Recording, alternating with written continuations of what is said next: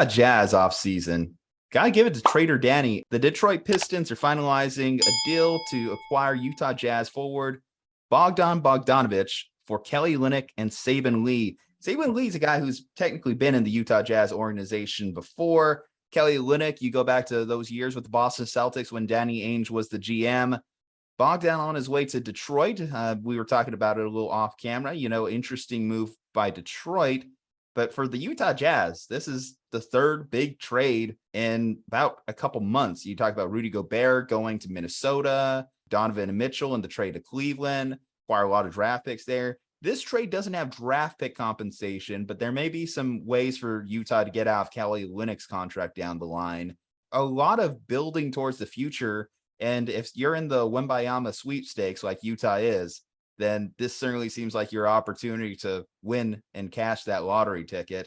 Kyle, what do you think of the most recent move by the Utah Jazz? Well, they flipped Bogdanovic for the highest bidder, which, there were talks about him going to the Lakers or going to the Clippers, and ended up going to the Pistons because the Pistons were willing to give up basically a second round pick and a salary match to move Bogdanovic's contract. Good on Detroit for making a buy now move. You know what? I'm happy for you, Detroit. You're not going to make the playoffs this year, but you're going to look a little bit better. So you know what?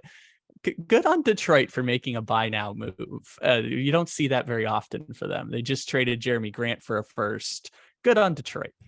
For Utah, it's interesting because now they've made the big moves already. They essentially, if you break it down and count, they got the 14 pick in this year's draft and they got the 21 pick in this year's draft in separate trades with Utah and Minnesota. They basically walk away with 8 first-round picks and 3 pick swaps.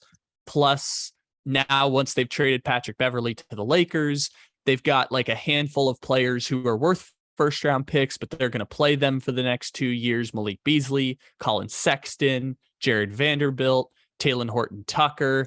Those are just going to be the guys who kind of fill the roster while they tank for, like, as you said, Wembanyama or Scoot Henderson or whoever's in the 2024 draft who we don't know about. Utah's done an interesting job. They got basically 6 players, 8 first round picks, and Kelly Olynyk and some pick swaps in exchange for their entire roster last season. And I think that's a pretty good job for them. And they can always trade Malik Beasley or Sexton or Jared Vanderbilt or THT if a team desperately wants those guys. I think those guys are going to be playing the bulk of the rebuild for Utah, but you can always trade them sometime down the road. And this is the right move, right? This is how you blow it up. Donovan Mitchell, Rudy Gobert, as talented as they are, you are struggling to get past the first round. You're struggling to get past the first round with Jalen Brunson against you. So the Utah Jazz had maxed out whatever championship window they may have had. And I believe their best chance to win it was maybe a couple of years ago. So I think that they are doing the right things in terms of getting this organization on the right foot. Now, in terms of what they have going into the draft lottery next year. So I mentioned, again, Big Vic, Wembayama. You have to be as bad as the Spurs.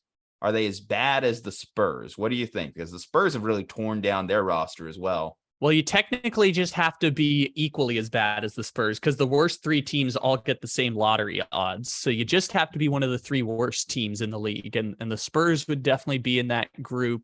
The Pacers are headed there, but I think they're going to be too good. Orlando's definitely in that group, and Oklahoma City is definitely in that group. I'd say those are the teams that are blowing it all up, and maybe the Rockets too.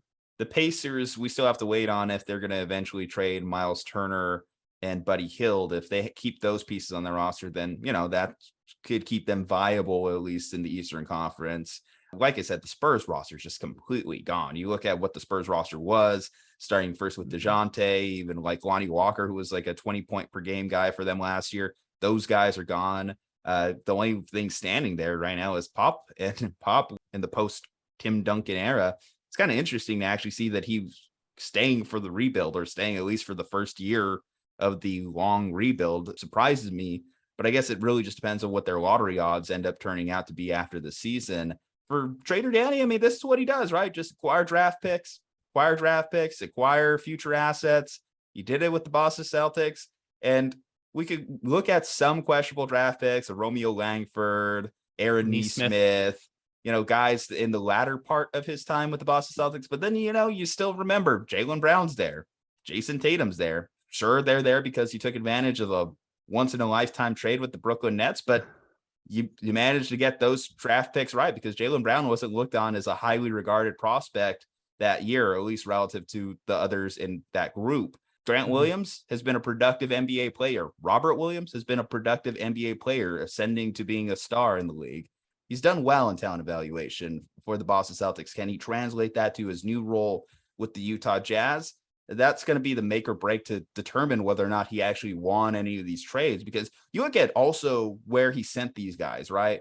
Okay, so you send Rudy to Minnesota, they were the 7 seed, 8 seed last year, right? Doesn't really dramatically change what the Minnesota Timberwolves are. They're still probably a playoff team, but if they fall outside the playoffs and get into the lottery, that's another opportunity for Danny.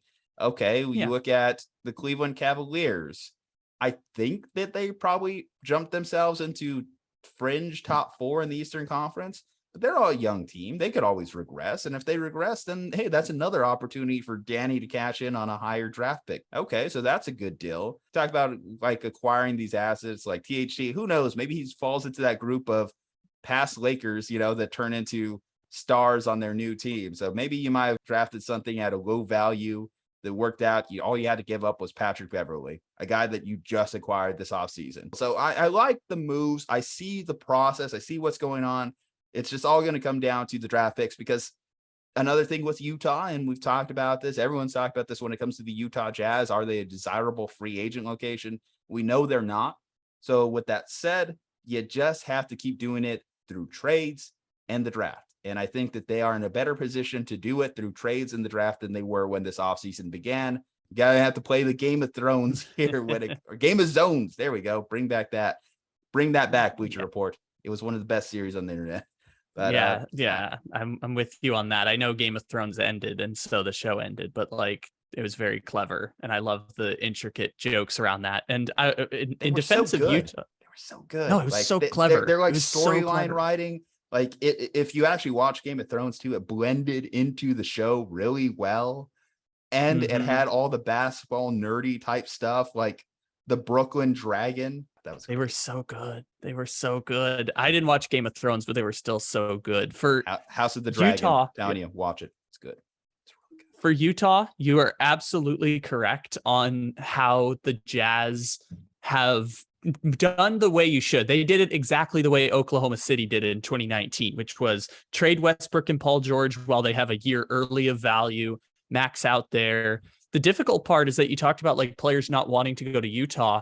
Rudy Gobert really wanted to play in Utah, and you gave him up. And that's the difficult part about making that move. And see, I think that's kind of why Wembanyama is such a desirable asset for him, because as a European-born player, he doesn't really have the same loyalties that a lot of our American-born players have to specific regions of the country. If he got drafted to Utah, he might just accept it in the same way Rudy Gobert just embraced it, or the same way that Luka embraced Dallas. Or Jokic.